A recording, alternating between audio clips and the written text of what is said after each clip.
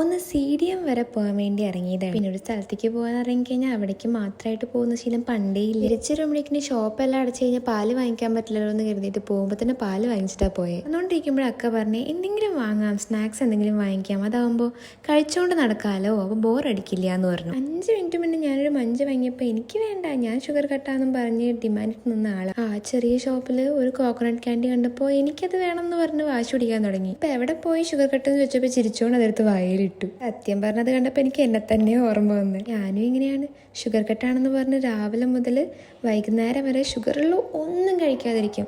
വൈകുന്നേരം എന്തെങ്കിലും ചോക്ലേറ്റോ സ്വീറ്റോ കിട്ടിക്കഴിഞ്ഞാൽ ഞാൻ ചാടി വീഴുകയും ചെയ്യും. ചിലപ്പോൾ ആലോചിക്കും ഷുഗറൊന്നും നല്ലല്ലോ, എന്തിനാ കഴിക്കണമെന്നൊക്കെ. പിന്നെ ആലോചിക്കും ഒരേ ഒരു ലൈഫല്ലേ ഉള്ളൂ, ഇഷ്ടപ്പെട്ടൊന്നും കഴിക്കാതെ ഒക്കെ ഇങ്ങനെ അടക്കി പിടിച്ചിട്ട് എന്ത് ചെയ്യാനാണ്.